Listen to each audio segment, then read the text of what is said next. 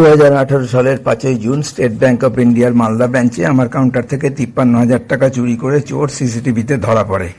ঘটনার কয়েকদিনের মধ্যেই চিফ ম্যানেজার ও ক্যাশ ক্রেডিট ম্যানেজার ট্রান্সফার হয়ে চলে যান। পরিবর্তে উজ্জ্বল কুমার ও বিশাল কুমার নামের দুই বিহারি যথাক্রমে চিফ ম্যানেজার ও ক্যাশ ক্রেডিট ম্যানেজার হয়ে মালদা ব্রাঞ্চে যোগ দেয়। সেই সময় স্টেট ব্যাংকের চেয়ারম্যান রজনীশ কুমার, সম্ভবত সেও এক বিহারি।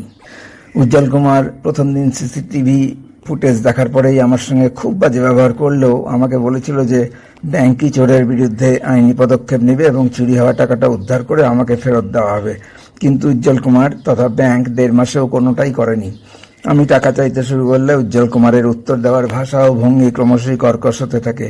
সেই সময়েই একদিন স্টেট ব্যাংকের একজন সিনিয়র অফিসার মালদা ব্রাঞ্চে এসে চুরির ঘটনা ও অতদিনেও টাকাটা ফেরত পাওয়া যায়নি একথা শুনে আমাকে নিয়ে গিয়ে ইংলিশ বাজার থানার আইসির সঙ্গে চুরি হওয়া টাকাটা উদ্ধার করার বিষয় নিয়ে কথা বলেন। বিষ্ণু ঘোষ আইসির কাছে বিষয়টার সমাধান করার জন্য 3 দিন সময় চেয়ে নিলে আইসি তাকে 7 দিন সময় দেন, কিন্তু বিষ্ণু ঘোষ কথা রাখেনি এবং পরবর্তী সময়ে আইসির ফোনও ধরেনি। এরপরেই আমাকে একদিন চিফ ম্যানেজারের চেম্বারে ডেকে বিহারি চিফ ম্যানেজার উজ্জ্বল কুমার ও বিহারি ক্যাশ ক্রেডিট ম্যানেজার বিশাল কুমার আরও 2 জন অফিসারের উপস্থিতিতে, যারা বাঙালি, আমি কেন থানায় গেছি এই অজুহাতে আমার উপর ভয়াবহ মানসিক নির্যাতন, ভীতি প্রদর্শন ও অজস্র মিথ্যা কথা বলে আমার চূড়ান্ত অপমান করতে শুরু করে। আমি সেই অত্যাচারের ভয়েস রেকর্ডের সামান্য এক ঝলক শোনাচ্ছি। বিষ্ণু ঘোষ চেনেন আপনি না? উনি আসছেন দিতে, আমাকে রিটার্ন কমপ্লেন দিতে আসছেন। আমি অ্যাকশন নেব। এইটা কিন্তু অনেক অনেক ক্রিটিক্যাল কেস হয়ে যাবে।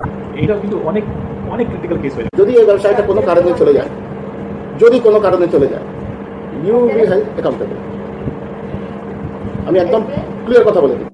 আমি জানি না স্যার, যদি উনি উইথড্র করেন সেইং দ্যাট আপনার এই ফলানা স্টাফ জন্য আমি উইথড্র করছি account, you will be held responsible for the loss in business. 65 lakhs CC আর পুরো 15 বছরের সিসি, খুব ইম্পর্টেন্ট অ্যাকাউন্ট, খুব ইম্পর্টেন্ट। उल्टे आपने खूब भगवान, उल्टे आपने खूब भगवान, उल्टे वो आपके ऊपर क्या क्या चार्ज लगाएगा आपको बोल देता हूँ। वो आपके ऊपर चार्ज लगाएगा सीक्रेसी तोड़ने का, आपने वांटेड किया उसको। अंडर सेक्शन 6 हर एक बैंकर्स को दूसरे आदमी का कॉन्फिडेंशियल चीज को छुपा के रखना होता है। आपने उसको वांटेड किया है, पनिशेबल। आप जानते हैं इसका पनिशमेंट क्या होता है, मेजर पेनल्टी लगेगा आपके ऊपर। दूसरा, किसी का सेल्फ रेस्पेक्ट को आप इस तरह से तोड़े। देखो एक्चुअली ये आदमी बहुत अच्छा है, इसलिए आप अभी तक यहाँ शांति से बैठे हैं। আর আমি যদি এটা ধরে রাখি কি এটা আপনি করেছিলেন, সৃষ্টি করেছিলেন, তাহলে কোনো ভুল হবে না। আপনি ইচ্ছা করে করেছেন, আপনি ইচ্ছা করে করেছেন। ব্যাংকের কোনো লায়াবিলিটি নাই কি আপনার টাকা ফেরত দেওয়ার জন্য কোনো অ্যাকশন নেই। আপনার রেক্টিফিকেশন আপনি জানেন না, তো পুরো লোক আপনি জানেন না রেক্টিফিকেশন কি হয়। আমি কারো 10,000 টাকা জায়গায় 1 লাখ টাকা জমা দেখিয়ে দিলাম, আমি বেকার ব্যাপার তো টাকা রেক্টিফাই করতে পারি। আপনি করেন না, তো সেরকম ছিল না, এমনটা ঠিক দিয়েছি আমি।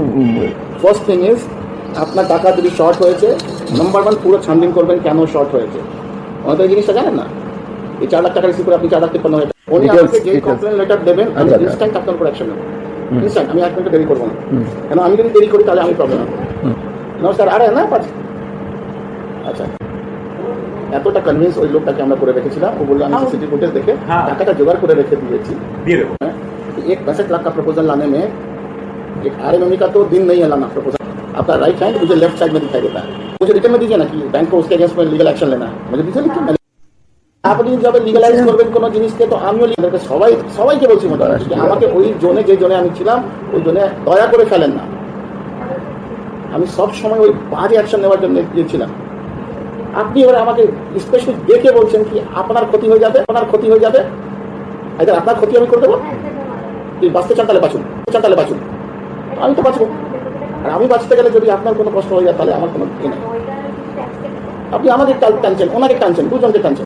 65 लाख का लोन हो सकता है कि हमारे मालदा ब्रांच के लिए बचा है, तो लेकिन बहुत सारा ब्रांच के लिए शायद इतना बड़ा लोन तो देखा भी नहीं है। কিন্তু এখন যদি না বলি তাহলে আর বিপদ যেটা ঘটেছে আর বেশি বিপদ ঘটে যাবে। আমাকে যেটা দিতে যাচ্ছেন থানাতে বসে আছে এখন, तब तो नहीं बचिएगा, तब तो नहीं बचिएगा। इस तरह उसका बेटा भी तो एचडीएफसी बैंक में उसी दिन बोल रहा है, क्या करोगे, वो तो नहीं यहाँ पे हम छिलेंगे दूसरे दिन। उसको इमोशनली कितना ब्लैकमेल किया गया। तो पैसा भी तो रेडी था, उसमें हमको एक फुटेज दिखा दीजिए, पैसा अरेंज कर लिया, पैसे भी देगा, लेकिन वो देगा एक बार बोले नहीं देगा कि वो टाका दिए ना। वो आदमी भी सही है, वो चाहता परसों को बोल सकता था। उस मीटिंग में बोल सकता सर, वो कुछ नहीं बोल रहा है। उस मीटिंग में अगर बोल देता हमको ऐसा ऐसा है कि हमको पुलिस के थ्रू हमको प्रेशराइज किया जा रहा है, तब क्या होता। आरएम सर ছিল, ওদের মিটিং ছিল, ও কিছু বলেনি।